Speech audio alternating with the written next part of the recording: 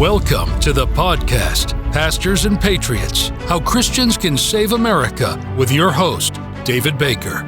David Baker is a former member of the 82nd Airborne Division in the U.S. Army and has been a preacher now for over 35 years. He and his wife have 11 children and 11 grandchildren so far. He wants to do his part to save America so his children and grandchildren can have a country with freedom, liberty, and justice for all. Thank you for listening, following, liking, downloading, and sharing this podcast to help do your part to save America.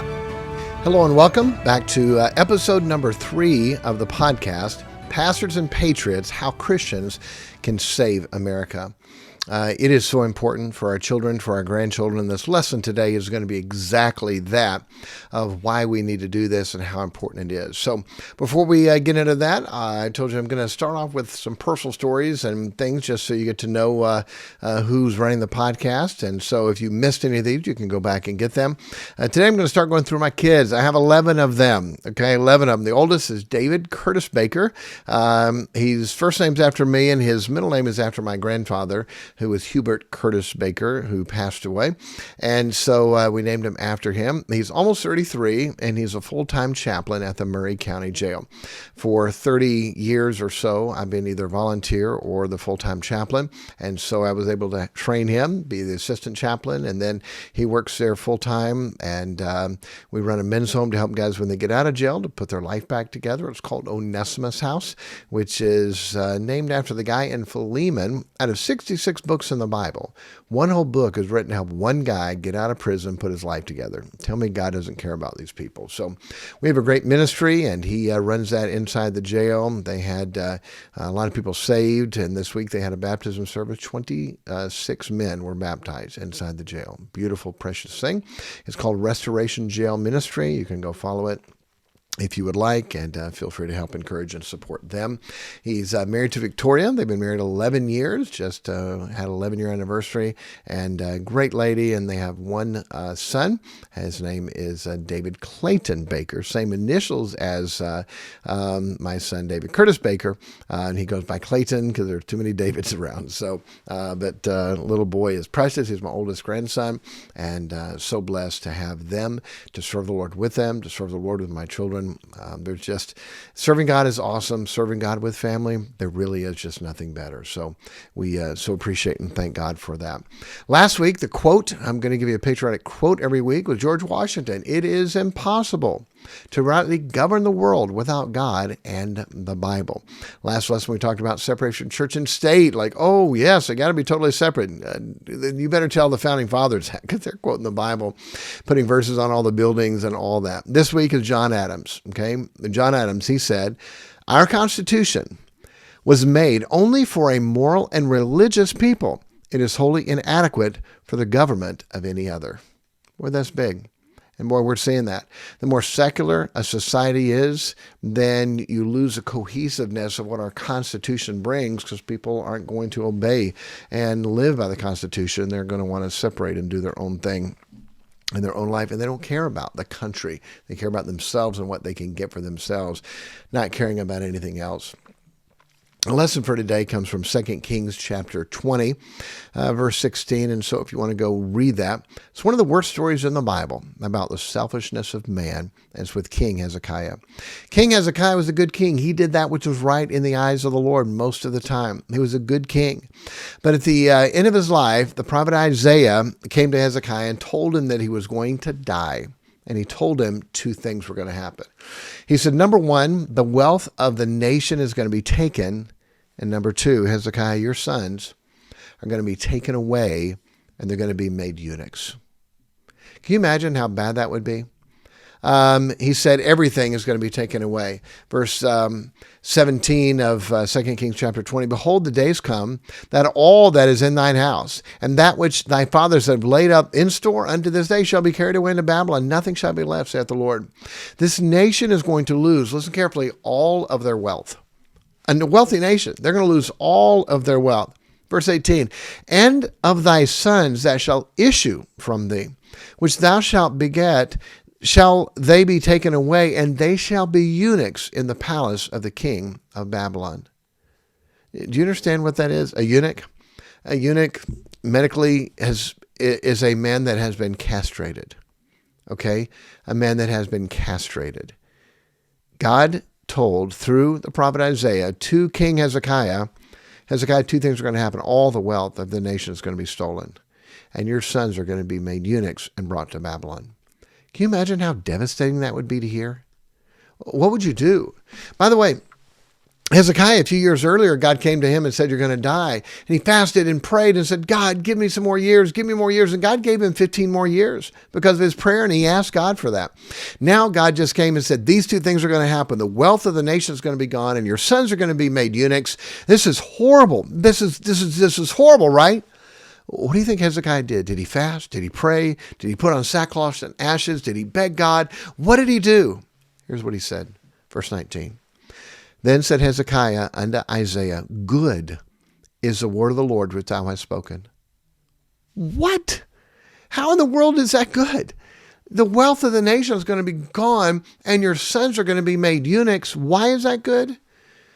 He said, good is the word of the Lord which thou hast spoken. And he said, is it not good if peace and truth be in my day? He said it was good because there was going to be peace and truth in his days. That was it. Instead of going to God and asking God to turn that around and beg him, please don't do that, he said, good, as long as there's peace and truth in my day. Listen carefully. This is the problem in our country. So many people, they're okay. I already bought my house. Oh, it's paid off. I got a 401k. I've got a pension. I've got health insurance. I'm good. Okay, the debt of the country is horrible, and our sons are being made eunuchs. I don't care as long as I've got peace and truth in my day. How many people are saying that? How many adults, how many older people are really doing everything that they can to save our nation, for our children and for our grandchildren? How many even care? How many does it stir them up at all? It's a big yawn. They don't care. Hey, I'm good. I'm fine.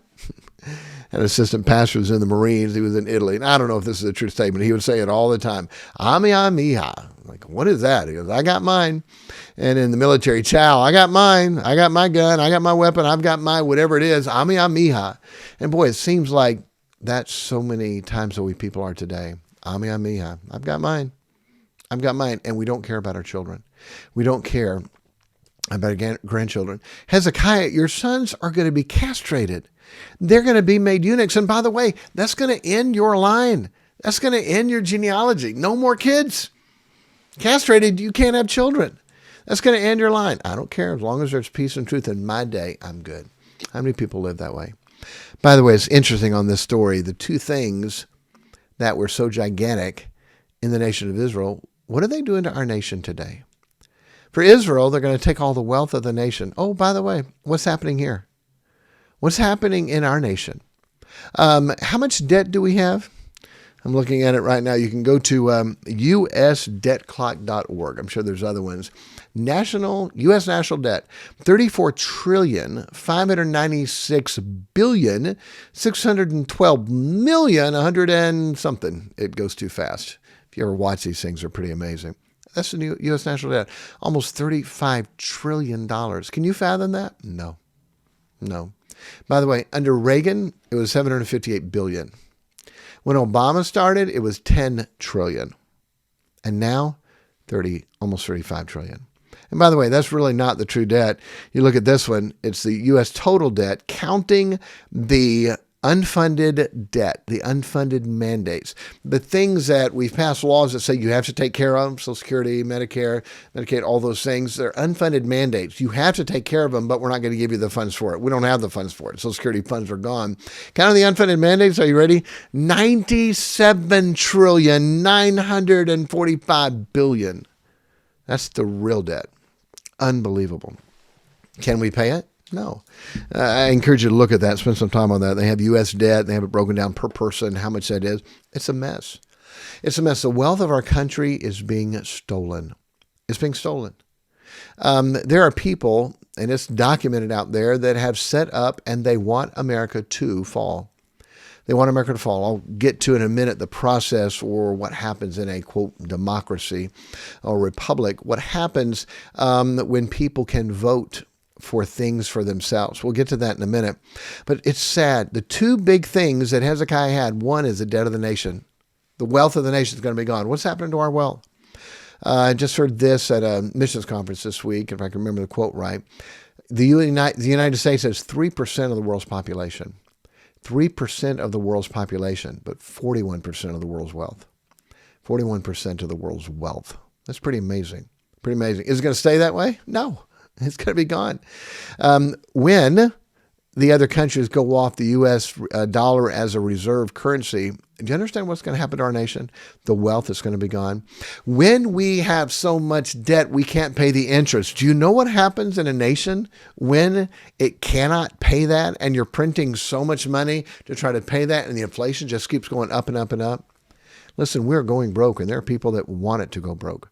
They're not going to be able to take over our nation any other way unless the nation is dissolved for loose fiscal financial policy. And that's what happens. The other thing, what are they doing to our nation? What is it? Okay. They're making our sons eunuchs. What's the agenda? What's the agenda? I remember reading years ago in the Christian magazine, they had these little ladies that would watch all these TV shows and count how many times they mentioned this and this, how many curse words, how many times sexual innuendos, how many times homosexual things. It was amazing. The homosexuality, instead of going up 2% or 5% a year, it was going up 4, 5, 600%. It was an agenda to push that on people. That was a couple decades ago. Now, every show has got to have that. Got to have the characters in there for that. What are they doing? Listen, if it is same-sex relationships, there are no children that are born out of that. What are they doing? They're making them eunuchs. Transgender, what are they doing transgender? Giving them puberty blockers. What is that? Puberty blockers are what they give sex offenders to chemically castrate them. Castrate them? They're making them eunuchs. Surgery, bottom surgery it's called. What are they doing? They're making them eunuchs. Isn't that amazing? The two things in Hezekiah's day, the debt, the wealth of the nation is going to be stolen, and the sons are going to be made eunuchs. What's happening today? Not even getting into the, quote, jab, and what that does and how that is going to bring the ability of people to be able to have children, what that's doing, and the big deal that is. What are they doing? Wow, stealing the wealth of our country and sterilizing and making eunuchs of our children. But Hezekiah said, "Good's the word of the Lord. How come? Peace and truth in my day." Peace and truth in my day. It is so sad. It is so wrong. It is so bad what's going on. But so many people do not care. They do not care. What is the goal? What is the plan? To people to take over our nation, they realize in our country, there are too many people who still believe the Bible, who are still patriots, who still believe in the Second Amendment, and they can't get that away from us. So what do? We're going to have to crash the economy. We're going to have to crash the country. We're going to have to crash the national debt. We're going to have to crash that so we can govern the way we want to, because there's too many people in America that are not going to give up their guns, and they're not going to go away. They believe in a constitutional representative republic. And so now, when I'm going to give you this quote, I spent a lot of time looking this up. It's been attributed to Alexander Fraser Tyler. It's also been attributed to Alexis de Tocqueville.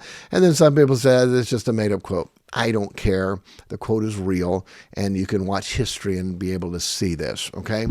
And so here it is, a democracy, and we're using that loosely, a democratic representative republic, okay? Democrats are how we get our representatives. But a democracy cannot exist as a permanent form of government. It can only exist until the voters discover that they can vote themselves largesse from the public treasury. From that moment on, the majority always votes for the candidates promising the most benefits from the public treasury. And with the result, that democracy always collapses over loose fiscal policy, always followed by a dictatorship. The average age of the world's greatest civilizations is 200 years. These nations have progressed through this sequence. Listen to this and think about our country. From bondage to spiritual faith. From spiritual faith to great courage. From courage to liberty. From liberty to abundance. From abundance to selfishness. From selfishness to apathy. From apathy to dependence and from dependence back into bondage. Let me read through that list again, and I'm going to stop and talk about where we are. From bondage to spiritual faith. Hey, were the American colonies and the people and the citizens back then underneath the crown, were they in bondage? They felt like that, and they had to take off this government that was over them of the monarchy. They were in bondage. They taxation without representation. When you look and see all the things that were listed in the Declaration of Independence on the bondage they were in to the crown, they said, we have to get rid of this. They believed and felt they were in bondage. So now what came next? Spiritual faith. Our God can give us independence. The preachers, the Black Robe regiments, we'll talk more about that, had spiritual faith. From spiritual faith to great courage, we, the colonies, can go against Great Britain. We can go against the crown. We can go against the king, and we can win our independence. That took some amazing courage for this fledgling little group of 13 colonies to go against the greatest war, the greatest nation of the world at the time. So they went from bondage to spiritual faith, from spiritual faith to great courage, from courage to liberty. Give us liberty or give us death. They had liberty, the Statue of Liberty, the Liberty Bell, the freedom, the liberty. That's what they were fighting for in that Declaration of Independence. They had liberty. After liberty, what came? From liberty to abundance. Boy, you look at our country. Have we had that? The abundance of a nation. From liberty to abundance. No nation has been so blessed in America with abundance. From abundance to what? Selfishness. Same way Hezekiah. Rich country. The wealth of all the kings all put together is going to be taken away. From abundance to selfishness. Peace, good and peace and truth in my day. I'm okay. I got mine. I got my 401k. I got my retirement. I got my pension. I got my house. I'm okay. Abundance to selfishness. From selfishness to apathy. We don't care. I'm not even going to vote. I'm not going to get involved. I'm not going to help out. I'm not going to do what I can. From apathy to dependence. Now we're dependent upon the government. And from dependency back into bondage. Wow. Can you see the progression of America? Where would you say we are? Apathy to dependence. We don't care about the debt we're leaving to our children and grandchildren as long as the government check comes for us. As long as we've got peace and truth in our day. As long as I still got my Social Security. As long as I got my 401k. As long as I'm still okay. I'm good. We're not worrying what our children and grandchildren are going to go through. Sad. It's sad and absolutely maddening. When will people realize this and rise up and do something about it? Who knows? Much of what the government spends our money on isn't even constitutional. The federal government is supposed to basically be limited to protecting our life, liberty, and property, the pursuit of happiness, which it was changed, it was property. Anything not given to the federal government by the state government was to be left to the states. The 10th Amendment says, the powers not delegated to the United States by the Constitution, nor prohibited by it to the states, are reserved to the states respectively or to the people. Listen carefully. The federal government is only supposed to do the things the states gave it power to. Our country is so different than every other country. Our rights don't come from the government. They come from God, our creator. Okay, we'll talk more about that. No country is like that. The rights come from the king. The land comes from the king. He owns it all. No, our rights come from our God, from our creator. They're inalienable. They can't be taken away from us. The federal government was created by the states, and the states gave the federal government, these are the things that you're supposed to do. And anything we didn't tell you to do, then that stays back with the states. Can someone show me, where did we give the federal government the right to take care of education? It wasn't. Social problems? It wasn't. Welfare? It wasn't. Marriage? They just made, quote, same-sex marriage law of the land. It's not a law, but a decision, but it's effectively a law. We didn't give the federal government marriage. Healthcare, we didn't give it. Vaccines, masks, just to name a few. We never gave the federal government the right over those things, and they've taken it. How much better off would our country be if the federal government just focused on protecting our life, our liberty, and our property?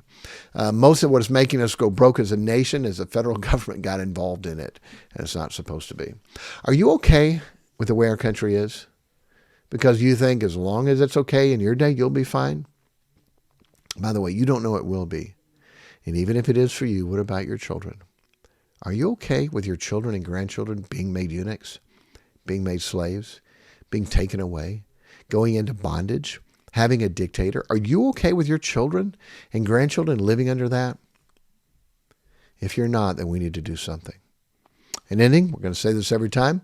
The three big things to save America. If my people, which are called by my name, we Christians better get right with God. Number 2, people need to be saved by accepting Jesus Christ as their Savior. Christian, if you care about our nation, then you better be showing people how to be righteous, how to be saved, how to trust Jesus as their Savior. If you need a place to go to 5-16-30.com. 5-16-30.com. What does that mean? Go there. You'll see it and find out. And last, do something. Vote. Help good candidates win. Run. Do things what you can do to be able to help. And like good Democrats, vote early and vote often. Okay? That's the joke. Christians, let's do what we can. Let's not be like the Hezekiah. Peace and truth in my day, I'm fine. No, let's be like the patriots who want to make sure we're willing to sacrifice so our children and our grandchildren can have freedom and liberty and the nation that we want them to have. God bless you. We'll see you on the next podcast. Thank you for listening to this podcast. If you have any questions, please send them to christianscansaveamerica@gmail.com or go to the website www.christianscansaveamerica.com. And again, thank you for listening. Please share this with your friends and family so together we can save America.